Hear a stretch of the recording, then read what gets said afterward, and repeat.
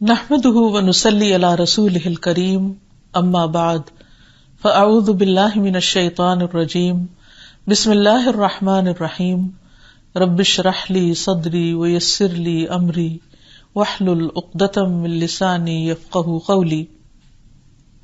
ناظرین، پروگرام اللہ کے خوبصورت نام کے ساتھ آپ کی خدمت میں حاضر ہیں۔ آج ہم انشاءاللہ اللہ سبحانہ وتعالی کے نام الوتر کے بارے میں بات کریں گے۔ وطر عربی زبان کا لفظ ہے جس کا معنی ہوتا ہے طاق، اوڈ، اکیلا، تنہا، یکتا۔ لغت میں الوتر سے مراد ایک فرد ہوتا ہے، یا دوسرے معنوں میں وہ جس کا جوڑا نہ ہو، یعنی وہ اکیلا جس کا جوڑ نہ ہو۔ قرآن مجید میں اللہ تعالیٰ فرماتے ہیں والشفع والوتر، قسم ہے جفت اور طاق کی۔ یہاں وطر سے مراد آدم علیہ السلام ہے، اور شف سے مراد جوڑا یعنی حوا علیہ السلام۔ جب اللہ تعالیٰ نے ان کو تخلیق کیا تو ان سے مل کر حضرت آدم اور وہ ایک جوڑا بن گئے۔ اسی طرح اللہ سبحانہ تعالیٰ کی صفت الوتر ہے کہ وہ اکیلا ہے، اور باقی ساری مخلوق، پوری کریشن الشفع ہے، یعنی ایون نمبر پہ ہے، جوڑا جوڑا ہے۔ اللہ سبحانہ تعالیٰ اپنی ذات میں، اپنی صفات میں، اپنے افعال میں، کمال میں، جمال میں یکتا ہے، اکیلا ہے، اس کا کوئی بھی شریک نہیں۔ مخلوق میں سے کوئی بھی چیز اس کے کسی بھی طرح کہیں بھی برابر نہیں۔ کوئی بھی چیز اس کے سوا الہ کا درجہ نہیں پا سکتی۔ وہی رب ہے اور وہ اکیلا ہی رب ہے، کوئی اور اس کی ربوبیت میں شریک نہیں۔ وہی الہ ہے، کوئی اور اس کی الوہیت میں شریک نہیں، یعنی اس کے الہ ہونے میں شریک نہیں۔ مشرکین مکہ نے جب نبی صلی اللہ علیہ وسلم سے آ کر یہ کہا کہ اپنے رب کا تعارف کرائیے کہ وہ کون ہے، تو اس پر آپ صلی اللہ علیہ وسلم نے یہ مشہور سورت یعنی سورۃ الاخلاص ان کو سنائی۔ قل هو اللہ احد اللہ الصمد لم یلد ولم یولد ولم یکن لہ کفوا احد۔ کہہ دیجئے کہ وہ اللہ ایک ہے، اللہ بے نیاز ہے، نہ اس نے کسی کو جنا اور نہ وہ جنا گیا، اور نہ کوئی ایک بھی اس کے برابر کا ہے۔ تو اللہ سبحانہ تعالی اکیلا ہے، اور وہ وطر ہے، اور وطر ہونا اس کو پسند ہے، اسی لیے اس نے بہت سے اعمال میں وطر کو یعنی آڈ نمبر کو پسند کیا ہے، اطاعت اور عبادت کے مختلف کاموں میں۔ اور جہاں تک اس بات کا تعلق ہے کہ صرف اللہ کی ذات منفرد ہے، اکیلی ہے، اور باقی سب مخلوق جوڑا جوڑا ہے، تو اگر آپ کائنات میں نظر دوڑائیں تو ہر چیز میں آپ کو جوڑا نظر آئے گا۔ مثلا آپ دیکھیے کہ آسمان اور زمین، دن اور رات، سورج اور چاند، پھر اسی طرح مختلف چیزوں کے اندر، حتیٰ کہ ایک سیل کے اندر یا ایک ایٹم کے اندر بھی الیکٹران اور پروٹون کا جوڑا موجود ہے۔ پھر اسی طرح پانی میں آپ دیکھیے کہ پانی دو چیزوں کا مجموعہ ہے، ہائیڈروجن اور آکسیجن کا۔ پھر اسے کوئی بھی چیز، حتیٰ کہ پہاڑوں کے اندر بھی جوڑے، قرآن مجید میں اللہ تعالیٰ فرماتے ہیں ہر چیز کو ہم نے جوڑے جوڑے کی شکل میں پیدا کیا ہے۔ پانی کے اندر کہیں ٹھنڈا اور گرم پانی اکٹھا ہے، کہیں میٹھا اور کڑوا ساتھ ساتھ چل رہا ہے، کہیں دو رنگ ساتھ چل رہے ہیں۔ پھر اسی طرح انسانی جذبات کے اندر بھی آپ دیکھیے کہ دوہری چیزیں موجود ہیں۔ مثلا انسان خوش ہوتا ہے، غمگین ہوتا ہے، ہنستا ہے، روتا ہے۔ پھر اسی طرح کھانا اور پینا، ایک سالڈ اور ایک لیکوڈ۔ پھر اسی طرح باقی تمام چیزوں کے اندر بھی یہ جوڑے پائے جاتے ہیں۔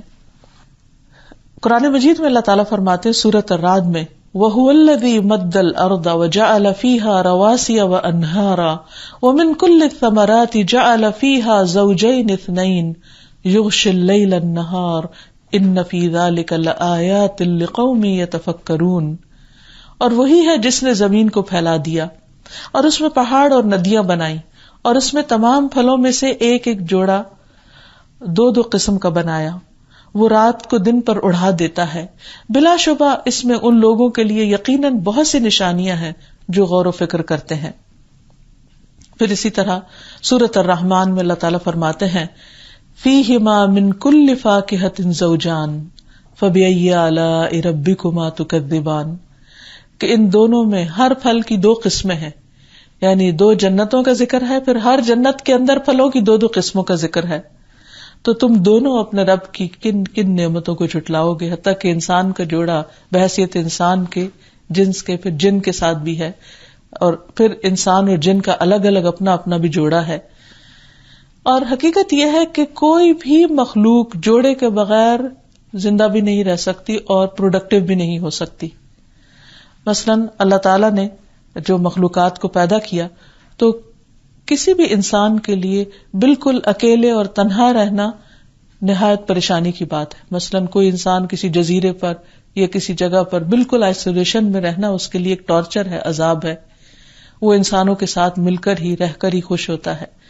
پھر اسی طرح ہم دیکھتے ہیں کہ انسان اپنے اور انسانوں کے ساتھ مل کر، لوگوں کے ساتھ مل کر خوش رہتا ہے، جبکہ اللہ سبحانہ وتعالیٰ کو وحدانیت پسند ہے، اکیلے رہنا پسند ہے، اور یہ صرف اسی کی صفت ہے.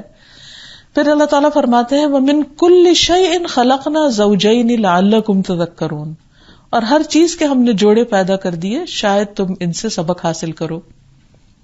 تو انسان کی زندگی خوشگوار نہیں ہو سکتی جب تک کہ وہ دوسرے اپنے ہی جیسے انسانوں کے ساتھ نہ رہتا ہو. اسی طرح ہسبینڈ وائف کی شکل میں جو جوڑا بنایا اس کے بارے میں اللہ تعالیٰ فرماتے ہیں هو الذی خلقکم من نفس واحدۃ وجعل منها زوجها لیسکن الیہا، وہی ہے جس نے تمہیں ایک جان سے پیدا کیا اور اس سے اس کا جوڑا بنایا تاکہ وہ اس کی طرف جا کر سکون حاصل کر سکے. تو گویا انسانوں کے لیے جوڑے میں ہونا باعث سکون ہے، اور یہ انسانوں ہی کی صفت ہے، جبکہ اللہ سبحانہ وتعالی واحد ہے، احد ہے، وتر ہے، اسے کسی اور کی ضرورت نہیں. وہ کسی کی بھی مدد کے بغیر تنہا باقی ہے، اور باقی سب تمام چیزیں جو دوسروں کی محتاج ہیں وہ فنا ہونے والی ہیں. پھر اسی طرح ہم دیکھتے ہیں کہ اللہ سبحانہ وتعالی کی ذات بے نیاز ہے. قرآن مجید میں اللہ تعالیٰ فرماتے ہیں قالوا اتخذ اللہ ولدا سبحانہ هو الغنی لہ ما فی السماوات وما فی الارض ان عندکم من سلطان بہذا اتقولون علی اللہ ما لا تعلمون.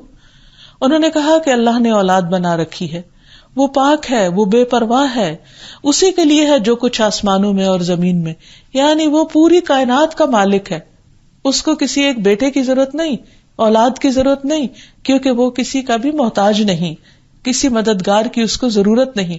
وہ جو ہر چیز کو کنٹرول کیے ہوئے ہے، اس کے لیے کوئی ایک یا دو یا چار مخصوص کر لینا اسے کچھ فائدہ نہیں دیتا. فرمایا کہ اسی کا ہے جو آسمانوں میں ہے اور جو کچھ زمین میں ہے. کیا تمہارے پاس اس کی کوئی دلیل ہے کہ اللہ کے سوا کوئی اور بھی اس کا مددگار ہے یا شریک ہے؟ کیا تم اللہ پر وہ کہتے ہو جو جانتے نہیں؟ پھر اسی طرح ایک اور جگہ پر بھی اللہ سبحانہ وتعالیٰ نے اس چیز کو ریفیوٹ کیا، اس کا انکار کیا کہ کوئی اس کی اولاد ہے. فرمایا وَقَالُوا اتَّخَذَ الرَّحْمَنُ وَلَدًا لَقَدْ جِئْتُمْ شَيْئًا إِدًّا تَكَادُ السَّمَاوَاتُ يَتَفَطَّرْنَ مِنْهُ وَتَنشَقُّ الْأَرْضُ وَتَخِرُّ الْجِبَالُ هَدًّا أَن دَعُوا لِلرَّحْمَنِ وَلَدًا وَمَا يَنبَغِي لِلرَّحْمَنِ أَن يَتَّخِذَ وَلَدًا. اور انہوں نے کہا رحمان نے کوئی اولاد بنا لی، بلا شبہ یقیناً تم ایک بہت بھاری بات کو آئے ہو، آسمان قریب ہے کہ اس سے پھٹ پڑے. یعنی اللہ تعالیٰ اس پر اتنا غضبناک ہوتا ہے کیونکہ یہ دنیا کا سب سے بڑا جھوٹ ہے، اور زمین شک ہو جائے اور پہاڑ ڈھہ کے گر پڑے کہ انہوں نے رحمان کے لیے کسی اولاد کا دعویٰ کیا، حالانکہ رحمان کے لائق نہیں کہ وہ کسی کو اولاد بنا لے. تو اللہ سبحانہ وتعالی وطر ہے، جیسے کہ ایک روایت میں آتا ہے ان اللہ وطرن، بے شک اللہ طاق ہے.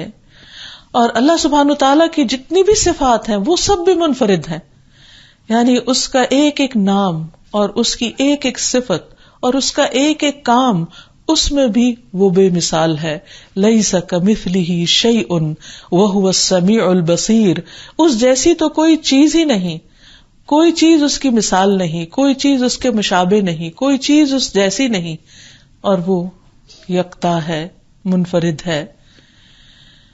اس سلسلے میں اللہ سبحانہ وتعالیٰ کی توحید کا ذکر کرنا اللہ تعالیٰ کو بہت پسند ہے، اور یہی اللہ تعالیٰ کے ایک ہونے کی بنیاد بھی ہے. اسلام میں داخل ہونے کے لیے سب سے پہلے جس چیز کا اقرار کیا جاتا ہے وہ یہی کلمہ شہادت ہے، لا الہ الا اللہ. ابو سعید خدری رضی اللہ تعالیٰ عنہ سے روایت ہے کہ رسول اللہ صلی اللہ علیہ وسلم نے فرمایا، جب بندہ کہتا ہے لا الہ الا اللہ واللہ اکبر تو اللہ عز و جل فرماتا ہے کہ میرے بندے نے سچ کہا، میرے علاوہ کوئی معبود نہیں.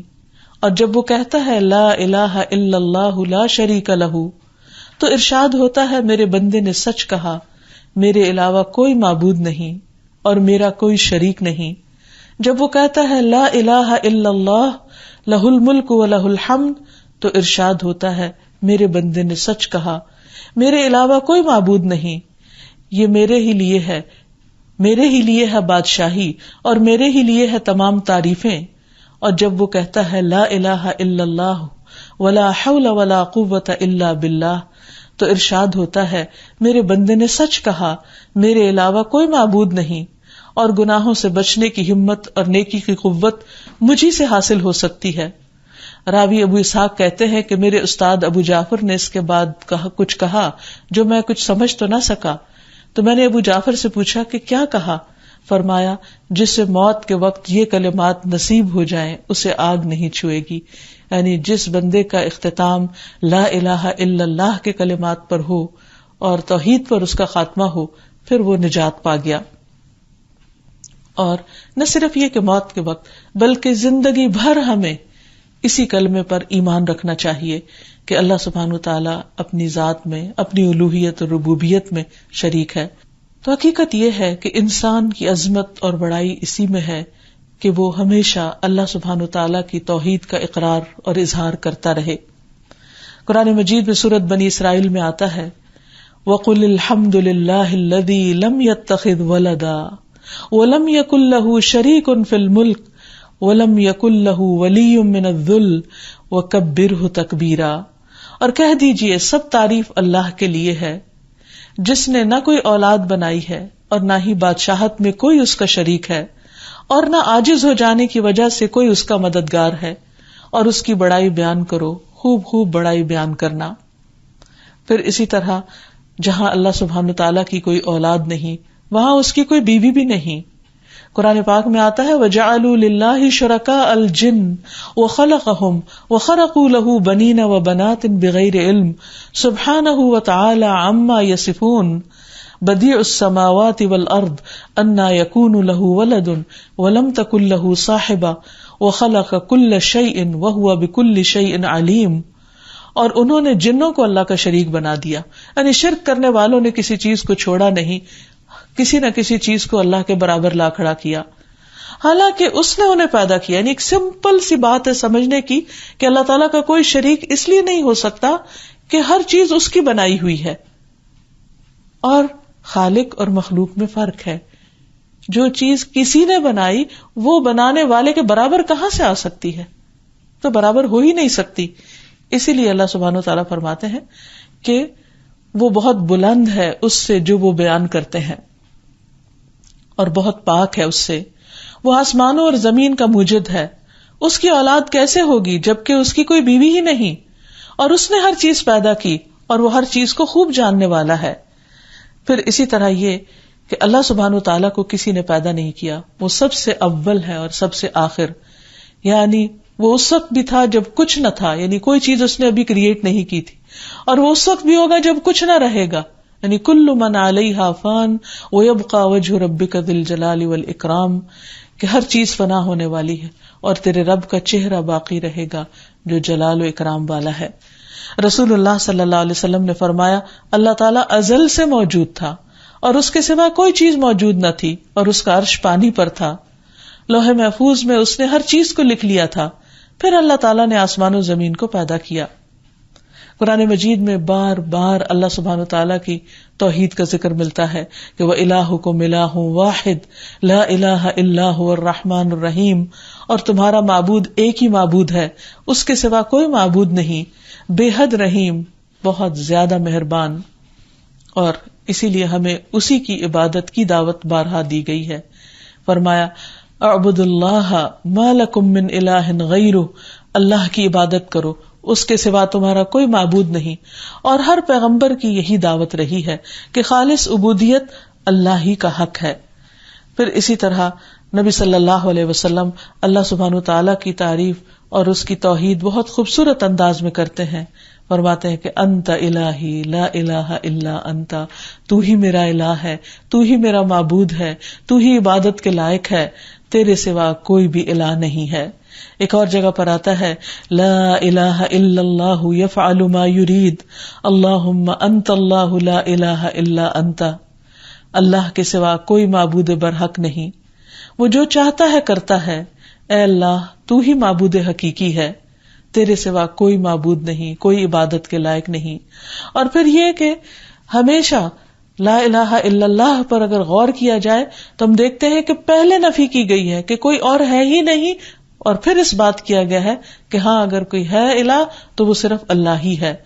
اور جو شخص اس بات کو جان لے، پہچان لے، اس نام پر غور و فکر کرے اور حقیقت میں کائنات کے دلائل سے بھی اور اللہ سبحانہ وتعالیٰ کے احکامات سے بھی یہی سبق لے اور اس بات کا کھلے دل سے اقرار کرے تو اس کے لیے جنت واجب ہو جاتی ہے. پھر میزان میں بھی یہ کلمہ بہت وزنی ہوگا. نوف رضی اللہ عنہ کہتے ہیں کہ اگر آسمان و زمین اور ان کے درمیان کی موجود ساری چیزوں کو ترازو کے ایک پلڑے میں رکھ دیا جائے اور دوسرے میں صرف لا الہ الا اللہ کو رکھا جائے تو لا الہ الا اللہ والا پلڑا بھاری ہو جائے گا. یعنی یہ اتنی بڑی بات ہے اور شرک کی نفی اتنی زیادہ وزنی چیز ہے. پھر آپ دیکھیے کہ نبی صلی اللہ علیہ وسلم بہترین الفاظ میں اللہ سبحانہ تعالیٰ کی اس الوہیت اور ربوبیت کا ذکر کرتے ہیں اور اپنی ساری عبادت کو اسی کے نام پر کرتے ہیں. اور آپ کو یہی کہہ کے سکھایا گیا کہ قل ان صلاتی ونسکی ومحیای ومماتی للہ رب العالمین لا شریک لہ وبذلک امرت وانا اول المسلمین. کہ آپ کہہ دیجئے بے شک میری نماز اور میری قربانی اور میری زندگی اور میری موت اللہ کے لیے ہے. یعنی جب ہے ہی سب کچھ وہی تو پھر ہمارا بھی سب کچھ اسی کے نام ہے. اور یہی اللہ تعالیٰ سے محبت کا اظہار ہے بہترین. وہ رب جو جہانوں کا رب ہے، اس کا کوئی شریک نہیں، اور مجھے اسی کا حکم دیا گیا اور میں حکم ماننے والوں میں سب سے پہلا ہوں. پھر اللہ سبحانہ تعالیٰ اپنے تمام صفات میں بھی اکیلا ہے اور کوئی اس کا ہم نام بھی نہیں. اللہ تعالیٰ فرماتے ہیں رب السماوات والارض وما بینہما فاعبدہ واصطبر لعبادتہ هل تعلم له سمیہ. وہ جو آسمانوں کا اور زمین کا اور ان دونوں کے درمیان کی تمام چیزوں کا رب ہے، سو اس کی عبادت کرو اور اس کی عبادت پر جمے رہو. فاعبدہ واصطبر لعبادتہ هل تعلم له سمیہ. کیا تم اس کا کوئی ہم نام بھی جانتے ہو؟ کیا اللہ کے سوا کسی اور کا نام بھی اللہ ہے؟ کبھی نہ ہوا، نہ ہے اور نہ ہو سکتا ہے. یہ صرف اسی کو زیبا ہے. پھر یہ ہے کہ بندوں کو شفا دینے والا بھی وہ اکیلا ہے، بندوں کو رزق دینے والا بھی وہ اکیلا ہی ہے. اسی لیے ہم کہتے ہیں اللہم انت الشافی لا شفا الا شفاؤک. اے اللہ تو ہی شافی ہے، صرف تو ہی شفا دے سکتا ہے، تیرے سوا کوئی شفا نہیں دیتا مگر تو ہی دینے والا ہے. پھر وہی اکیلا گناہوں کو معاف کر سکتا ہے، کسی اور کے اختیار میں نہیں کہ بندوں کے گناہوں کو معاف کر سکے. فَإِنَّهُ لَا يَغْفِرُ الذُّنُوبَ إِلَّا اللَّهُ. کہ تیرے سوا گناہوں کو معاف کوئی نہیں کر سکتا، کوئی معاف کرنے والا نہیں. اللہ تعالیٰ اپنے اس بندے پر تعجب کرتا ہے جب وہ کہتا ہے کہ لا الہ الا انت انی قد ظلمت نفسی فاغفر لی ذنوبی انہ لا یغفر الذنوب الا انت. کہ نہیں کوئی معبود برحق مگر تو ہی، میں نے اپنی جان پہ ظلم کیا، تو میرے گناہ بخش دے، بے شک تو ہی گناہوں کو بخشنے والا ہے. بندے کے یہ کلمات سن کر اللہ تعالیٰ فرماتا ہے میرے بندے نے پہچان لیا کہ اس کا ایک رب ہے جو اسے بخش بھی سکتا ہے، معاف بھی کر سکتا ہے. لہذا اللہ سبحانہ و تعالیٰ بندے کے ان کلمات کو بہت پسند کرتا ہے. پھر اللہ سبحانہ و تعالیٰ ہی بندے کو ہدایت دیتا ہے، اچھے اخلاق کی طرف رہنمائی بھی وہی کرتا ہے. اس لیے اگر ہمارے اندر توحید کی محبت ہے، یعنی اللہ کی وننس کی چاہت ہے، اور ہم اس کو دل و جان سے ایک ہی مانتے ہیں اور کسی کو اس کا شریک نہیں کرتے، اور پھر اس کے بعد اللہ سبحانہ تعالیٰ ہمیں اپنے بندوں کے ساتھ اچھے معاملے کی توفیق دیتے ہیں، اچھا اخلاق دیتے ہیں، تو اس میں بھی ہمارا کوئی کمال نہیں، یہ بھی دراصل اللہ تعالیٰ ہی کا بتایا ہوا ہے۔ ایک دعا میں آتا ہے کہ وَاهْدِنِي لِصَالِحِ الْأَعْمَالِ وَالْأَخْلَاقِ فَإِنَّهُ لَا يَهْدِي لِصَالِحِهَا وَلَا يَصْرِفُ سَيِّئَهَا إِلَّا أَنْتَ، اے اللہ نیک اعمال اور اخلاق کی طرف میری رہنمائی کر، کیونکہ ان کی نیکی کی طرف رہنمائی کرنے والا اور ان کی برائی کو دور کرنے والا بھی تیرے سوا کوئی نہیں۔ گویا اسی نے ہمیں رزق دیا، اسی نے زندگی دی، اسی نے ہدایت دی، اسی نے اچھا اخلاق دیا اور اسی نے اپنی پہچان دی، کیونکہ وہی ہے جو ہر چیز پر پورا پورا اختیار رکھتا ہے، وہی الاحد الواحد الوتر، اکیلا منفرد یکتا، جس کی صفات میں کوئی شریک نہیں۔ ایک روایت میں آتا ہے کہ اہل کتاب کا ایک بہت بڑا عالم رسول اللہ صلی اللہ علیہ وسلم کی خدمت میں حاضر ہوا اور کہنے لگا، اے محمد صلی اللہ علیہ وسلم، تم لوگ بہترین قوم ہوتے اگر تم شرک نہ کرتے۔ نبی صلی اللہ علیہ وسلم نے فرمایا، سبحان اللہ، وہ کیسے؟ اس نے کہا، تقولون اذا حلفتم والکعبۃ، آپ لوگ قسم کھاتے ہوئے کعبہ کی قسم کھاتے ہو۔ نبی صلی اللہ علیہ وسلم نے کچھ دیر سکوت کے بعد فرمایا، یہ صحیح کہہ رہا ہے، اس لیے آئندہ جو قسم کھائے وہ رب کعبہ کی قسم کھائے، کعبہ کی نہیں۔ پھر اس نے کہا، اے محمد صلی اللہ علیہ وسلم، اگر تم اللہ کے ساتھ کسی کو شریک نہ ٹھہراتے تو تم بہترین قوم ہوتے۔ آپ نے فرمایا، سبحان اللہ، وہ کیسے؟ اس نے کہا کہ آپ لوگ کہتے ہیں ما شاء اللہ وشئت، جو اللہ نے چاہا اور جو آپ نے چاہا۔ تو نبی صلی اللہ علیہ وسلم نے کچھ دیر سکوت کے بعد فرمایا، یہ صحیح کہہ رہا ہے، اس لیے جو شخص یہ کہے اسے چاہیے کہ ان دو جملوں کے درمیان فاصلہ کرے، یعنی وہ ہوتا ہے جو اللہ چاہے، ما شاء اللہ، اس کو بندوں کی چاہت کے ساتھ جمع نہیں کرنا چاہیے۔ ابن عباس کی روایت میں آتا ہے کہ ایک شخص نے کہا، جو اللہ چاہے اور جو آپ چاہیں، یعنی نبی صلی اللہ علیہ وسلم سے کہا، تو آپ نے فرمایا، تم نے اللہ کے لیے شریک بنا لیا، بلکہ یوں کہو کہ جو اکیلا اللہ چاہے، یعنی ہوگا وہ جو اللہ چاہے۔ یہ نہیں کہنا چاہیے کہ جو اللہ چاہے اور جو آپ چاہیں، نہیں، بندے کی چاہت سے کچھ نہیں ہوتا جب تک اللہ نہ چاہے۔ وما تشاءون الا ان یشاء اللہ رب العالمین، کیونکہ اللہ کے ساتھ کسی اور کو پکارنا سب سے بڑا گناہ ہے۔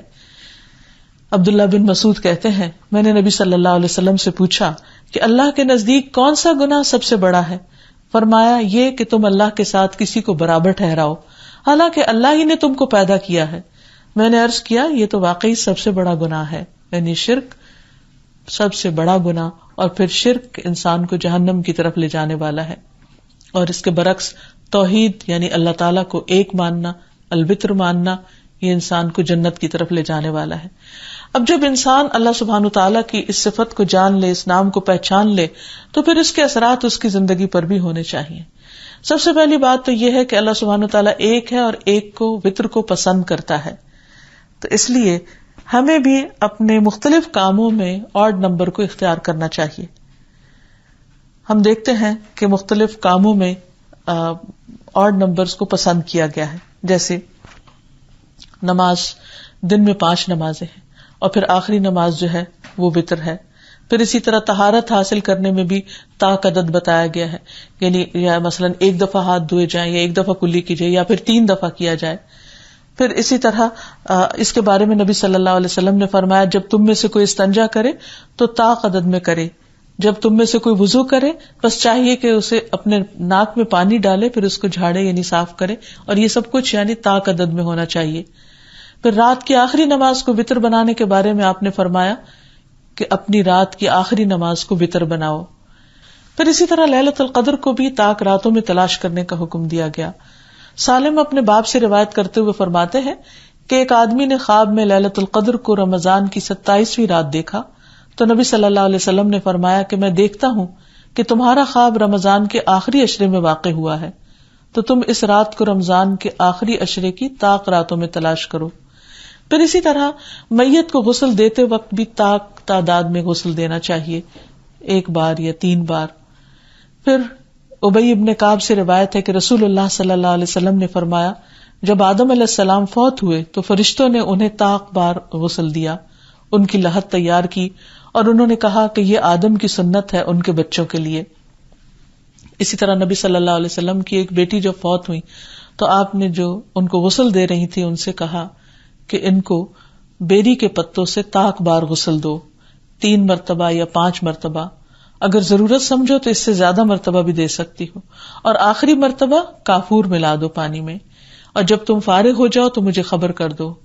تو پھر نبی صلی اللہ علیہ وسلم کو خبر دے دی گئی، اور پھر انہوں نے ان کے سر کے بالوں کے بھی 3 حصے کیے، یعنی وہ بھی طاق تعداد میں تھی۔ اسی طرح اگر کسی کو دم کرنا ہو یا جھاڑنا ہو تو وہ بھی طاق عدد میں کرنا چاہیے۔ رسول اللہ صلی اللہ علیہ وسلم نے فرمایا اگر کہیں تکلیف ہو تو درد کی جگہ پر ہاتھ رکھ کر یہ دعا پڑھی جائے، بسم اللہ اعوذ بعزت اللہ وقدرتہ من شر ما اجد من وجعی ھذا، اللہ کے نام سے میں اس درد کے شر سے اللہ کی عزت اور قدرت کی پناہ مانگتا ہوں۔ پھر ہاتھ ہٹا لو اور یہی عمل طاق تعداد میں کرو، یعنی 1 دفعہ دم کرو یا 3 دفعہ یا 5 دفعہ۔ پھر اسی طرح اگر انسان کھجوریں کھائے یا کوئی بھی چیز کھائے تو اس میں بھی طاق عدد زیادہ بہتر ہے۔ انس بن مالک کہتے ہیں کہ رسول اللہ صلی اللہ علیہ وسلم عید الفطر کے دن نہ نکلتے جب تک کہ آپ چند کھجوریں نہ کھا لیتے، اور آپ کھجوریں طاق عدد میں کھایا کرتے تھے۔ پھر اسی طرح انس کہتے ہیں کہ وہ بھی جب نکلتے تو پہلے 3 کھجوریں کھاتے، زیادہ کرنا چاہتے تو 5 کھا لیتے، اور اگر اس سے بھی زیادہ کھانا چاہتے تو جو بھی تعداد ہوتی اس کو طاق ہی رکھتے۔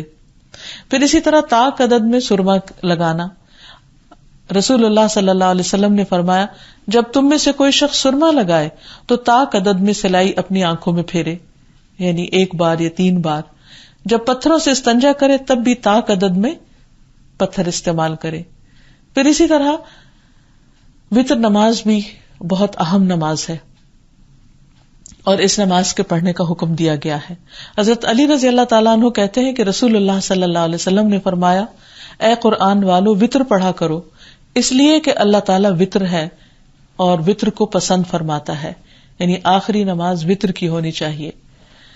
اور وتر جو ہے یہ ایک ایکسٹرا نماز ہے، اس کو نماز عشاء اور نماز فجر کے درمیان کسی وقت بھی پڑھا جا سکتا ہے، یعنی ضروری نہیں کہ اس کو عشاء کے ساتھ ہی ملا کے پڑھا جائے، یہ عشاء کی نماز کا حصہ نہیں ہے، لیکن وہ اس لیے ساتھ پڑھ لیتے ہیں کہ اس ڈر سے کہ کہیں رات کو آنکھ نہ کھلے تو نماز قضا نہ ہو جائے۔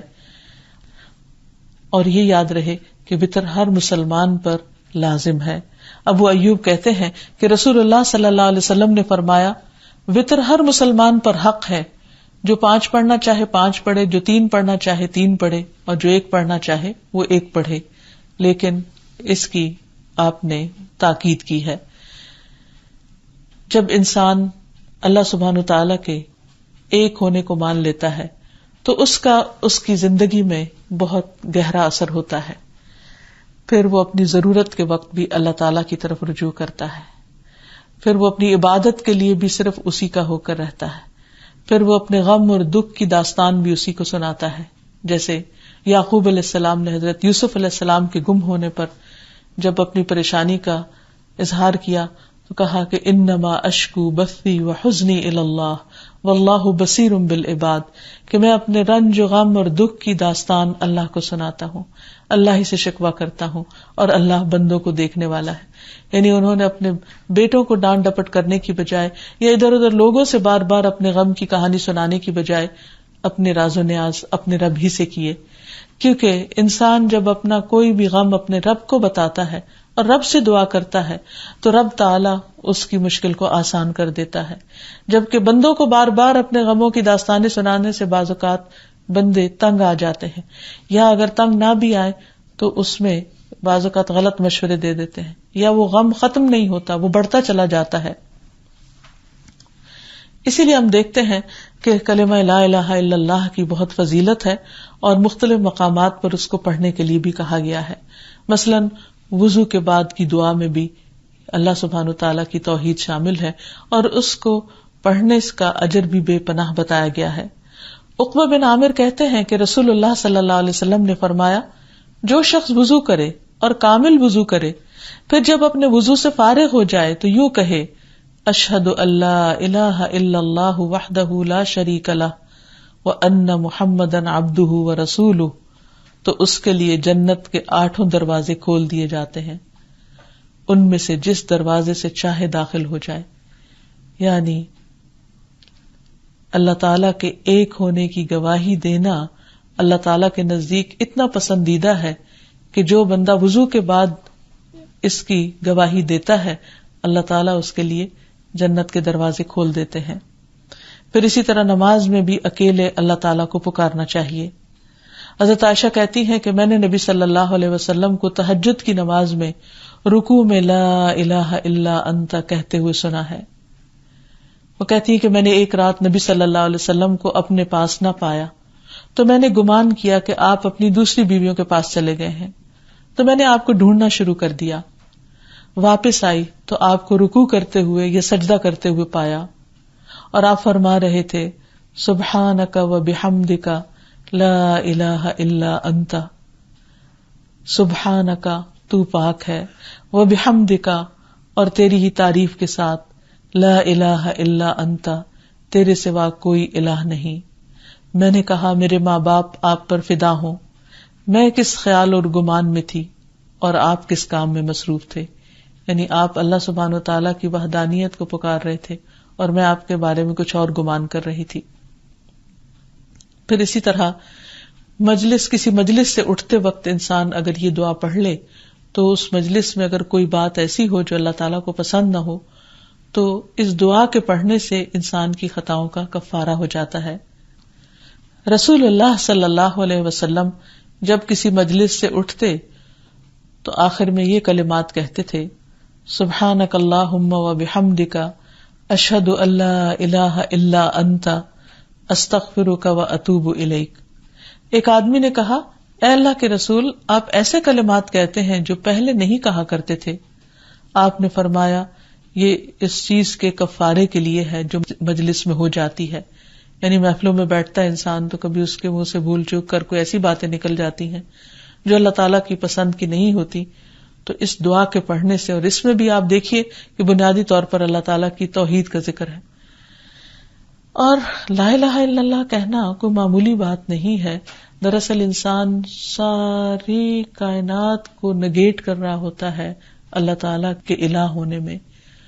ایک شخص جو ساری زندگی بھی غلط کام کرتا رہے لیکن جب لا الہ الا اللہ کہہ کر مسلمان ہو جاتا ہے تو وہ اس طرح ہوتا ہے گویا وہ آج پہلے دن دنیا میں آیا، آج ماں کے پیٹ سے پیدا ہوا، ہر طرح کے گناہوں سے پاک. پھر اسی طرح انسان اپنی نعمتوں کی حفاظت کے لیے بھی اللہ سبحانہ تعالیٰ کی توحید کو سامنے رکھ کر پکارے. عبد الرحمن بن ابی بکرہ اپنے والد سے کہتے ہیں کہ ابا جان میں آپ کو ہر صبح اور شام 3 بار یہ دعا پڑھتے ہوئے سنتا ہوں اللہم عافنی فی بدنی، اللہم عافنی فی سمعی، اللہم عافنی فی بصری، لا الہ الا انت. اے اللہ تو میرے جسم کو عافیت نصیب کر دے، اے اللہ تو میرے کان کو عافیت عطا کر دے، اے اللہ تو میری نگاہ کو عافیت سے نواز دے، تیرے سوا کوئی معبود نہیں. تو انہوں نے کہا کہ میں نے رسول اللہ صلی اللہ علیہ وسلم کو یہی دعا کرتے ہوئے سنا ہے اور مجھے پسند ہے کہ میں آپ صلی اللہ علیہ وسلم کا مسنون طریقہ اپناؤں. تو بات یہ ہے کہ انسان جب اللہ سبحانہ وتعالی کی طاقت اور عظمت کو پہچان لیتا ہے اور یہ سمجھ لیتا ہے کہ صرف وہی ہے جو سب کچھ کرنے کے قابل ہے اور باقی ساری مخلوق اس کی محتاج ہے، تو وہ دل سے اس کو پکارتا ہے اور جو دعا دل سے نکلتی ہے اللہ سبحانہ وتعالی اسے قبول کر لیتے ہیں اور بندے کو وہ عطا کر دیتے ہیں جو اسے چاہیے ہوتا ہے. اسی لیے انسان پر جب کبھی کوئی تکلیف آئے، کوئی غم، دکھ اور پریشانی آئے تو وہ اللہ تعالیٰ کو پکارے.